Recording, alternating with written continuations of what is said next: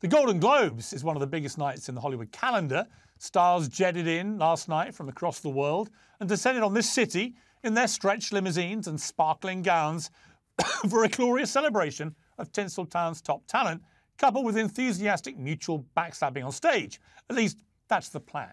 Ricky Gervais hosted it in 2020 and famously did this.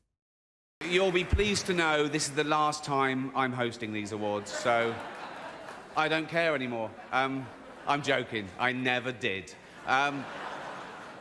NBC clearly don't care either. 5th time. So, if you win, right, come up, accept your little award, thank your agent and your God, and f*** off, OK? Well, last night, after it was taken off air for a year for bad behaviour and a diversity row, the Golden Globes returned just down the road from where I'm sitting, and an extraordinary thing happened. The ceremony was so devoid of the usual political pontificating and virtue-signalling sermons, it looks as if Hollywood might finally have got the Ricky Gervais memo. Even more amazingly, Gervais himself, who's currently running the cancel culture gauntlet once again for his supposedly unacceptable and distasteful jokes in his new Netflix special Armageddon, actually won a top award for it. Amid the conflict, disruption and a massive year for elections around the world, maybe 2024 has begun with a suggestion, just a suggestion, that the woke worm is finally turning. But back in Britain, it's the ordinary people who represent the very best of our communities who are making the news. And what's happened to the victims of the post office scandal is nothing less than a national outrage. More than 700 post office branch managers were convicted of false accounting, fraud and theft over a period of 6 years. But we now know that was because of faulty software they were forced to install and use. They did nothing wrong. They weren't criminals. Men and women who were often the backbone of their towns and villages, running small businesses that provided an essential service for some of the most vulnerable, were hauled over the coals as fraudsters. Some were wrongfully sent to prison. Many were financially ruined. Marriages broke down. Many collapsed into addiction and sickness as they lost everything. Some of them have since died, including 4 who took their own lives, simply unable to cope with the appalling smear and strain of false convictions hanging over them until the very end. Yet where is the accountability for this shameful fiasco? Paula Venables, who was chief executive at the time, wasn't punished for presiding over such a disgrace. Instead, incredibly, she was awarded one of this country's finest honours, a CBE. That honour for dishonour should, as Prime Minister Rishi Sunak suggested today, be revoked.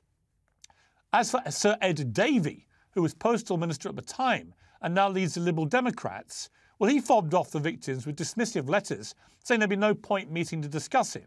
This is a man who spends most of his time demanding the resignation of other public figures. He's done it no fewer than 31 times in the last few years.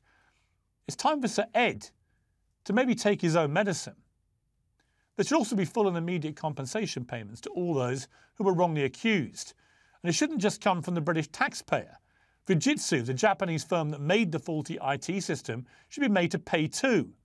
This was a sickening betrayal of decent, hard-working people, the absolute salt of the earth of this country, and nothing will ever properly fix the wrong that was done to them. But it's long overdue time that we made a serious and swift attempt to rectify the damage. Well, who better discuss all these issues and many others facing the world than the author and psychologist, Dr. Jordan Peterson. Jordan, great to have you back on Uncensored, and may I wish you a very happy new year. Same to you, Piers, and thanks for the invitation. Let me ask you, do you believe in New Year's resolutions? Do you have any? Are they pointless? No, I don't think a vision is ever pointless. I think it's a good idea. And the idea of a New Year's resolution is a very ancient idea. You know, you can trace it all the way back to ancient Mesopotamia. So it's the death of the old, that's the old year, often symbolized by an old man, and then the birth of something new. And you see a conjunction between that and the Christmas celebration as well.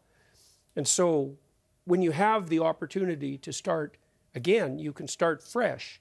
You can lay a new vision on the world. And that's how we cope with the world, is by laying a vision on it, consciously or unconsciously. Better to do it consciously. So there's any number of reasons for New Year's resolutions. Do you have any?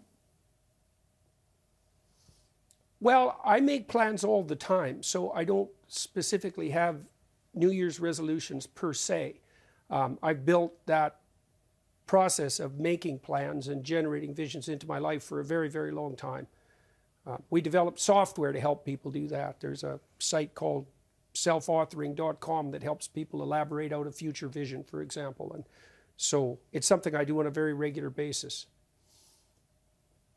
The other thing that's happened to you in the last, since we last spoke to each other, is you've become a grandfather again. Your daughter Michaela gave birth to a little boy, George, and there's a lovely picture that our viewers are now seeing of all of you together. Let me ask you, Jordan, you've spoken a lot about being a father, about parenting. What's the difference between being a father and a grandfather? Well, I think what's the colloquial way of dealing with that? As a grandparent, you have all the pleasures and none of the pitfalls, essentially. You can stand back farther. You can be just more pure fun as well, because the primary responsibility for disciplinary interventions, at least in principle, has been devolved to your children. And then it's very interesting to watch them do that too. And it's reasonable for you to take a back seat because, well, it's now your children's responsibility to deal with their children, and you can stand in the background and be good fun and wise counsel, and that's a very good deal. The interesting thing is what's happening, I think, to the woke world, if you like, which has been a sort of new form of fascism, albeit ironically driven by people who would say fascism is their number one enemy. I watched the Golden Globes last night, for example, an event that was taken off air last year in a row about racial bias and so on in the institution that puts it on. And it came back on, really fascinating to me. I watched the whole thing for 3 hours. No political speeches, no virtue signaling, no grandstanding. People basically did what Ricky Gervais told them to do 3 years ago, which is get up, thank your agent, and sit down and just celebrate making movies or TV shows.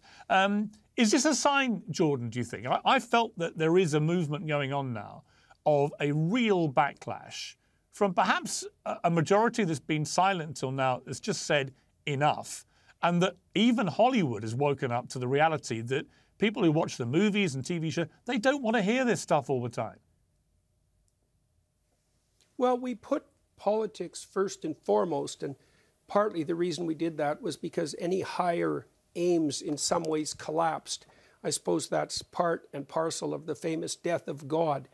If what's highest spiritually and transcendentally disappears, then something else steps up to take its place. And in our society, that's either been a nihilistic bent that's very powerful or politicking in general.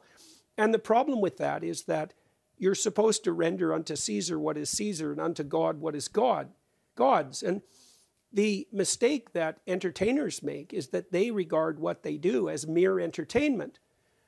Hollywood stars and all the people who were involved in producing the narratives that entice and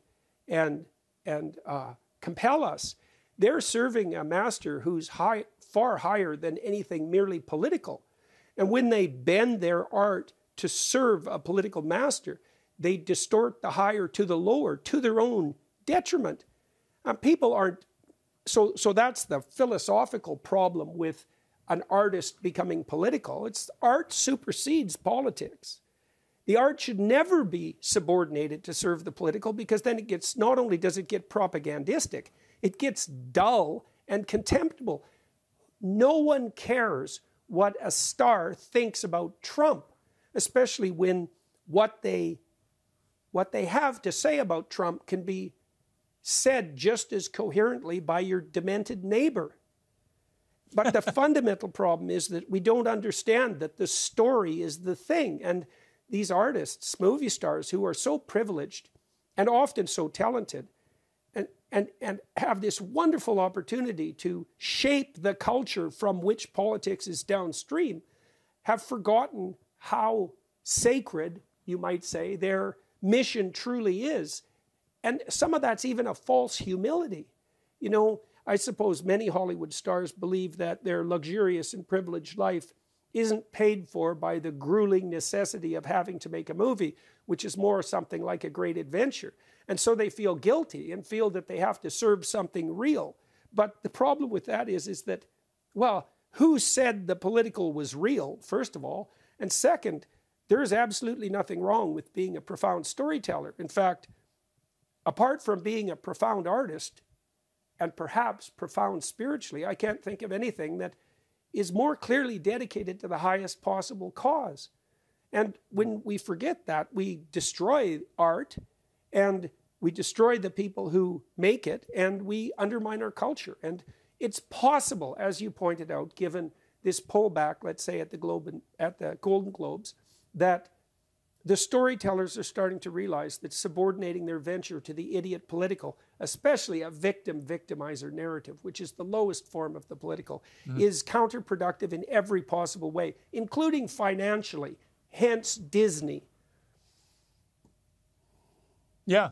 I mean, and also I was struck by the juxtaposition of the Globes with the rich and famous turning up and celebrating their art, which is great. And I totally agree with you that the art actually is a great calling. It's also a great escapism when times are difficult. You know, in the middle of a pandemic and cost of living crisis and wars raging again in Europe and so on, to be able to escape into the world of television or movies is actually really important for people. It's good for people's mental health. But back in Britain, we've had this dreadful scandal involving people who are not rich and famous.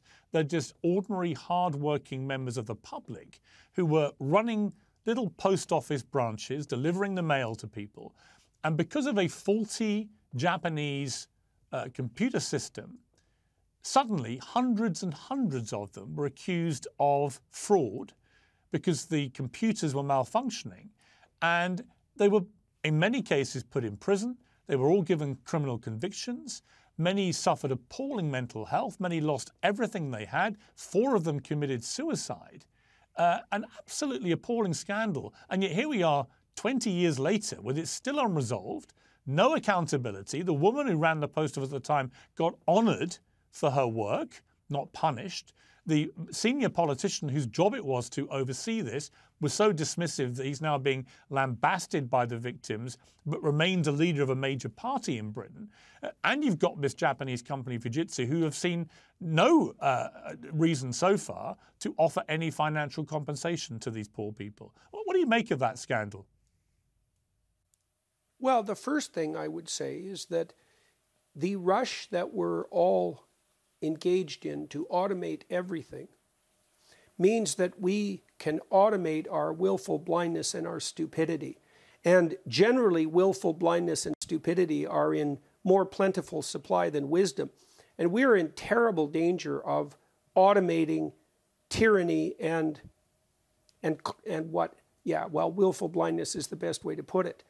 You know, all these systems that we're developing are essentially equivalent to the unconscious mind. They're the implicit structures that shape our world. And you see this making itself manifest everywhere. So your country, the UK, is completely covered with closed-circuit TV cameras, right? We're risking automating a kind of tyranny that's absolutely unimaginable. And the problem with that is that, especially once you get AI involved, you actually don't know what's being automated. You don't know what biases and errors are being built into the system. And you're foregoing the possibility that those accused by such systems will be able to hold someone human capable of suffering for their sins, let's say, responsible for the injustice. This is an unbelievably major source of current threat. You know, I've been using ChatGPT and Elon Musk's Grok as research assistants continually over the last few months, and they're unbelievably intelligent systems and remarkably helpful as research assistants. It's like having a team of competent master's students in multiple disciplines, more or less at your beck and call. But they also lie constantly. They're biased, probably because they've been trained on a surfeit of recent publications. They're politically biased in a way that's absolutely unconscionable. And we genuinely risk automating our proclivity towards slavishness and tyranny. And that's going to become a much worse problem. It's going to threaten us digitally because our digital identities are already controlled by quasi or half-automated machines, and it's going to threaten us directly, as it did in the case of these postal workers. So, increasingly you can't move from country to country without going through a facial recognition system. You're monitored by systems that will increasingly be beyond our understanding and beyond our control. And we have to step so carefully to put those systems into place properly that it's hardly imaginable. And we don't have the legal framework even in place now to ensure that that's going to be possible. Your digital self, and mine as well, have virtually no protection. And as you extend yourself out into the virtual world, that is you, just as your reputation can be destroyed virtually. You're extended now into this virtual space. And who has ownership over the you that exists in this virtual space is by no means clear.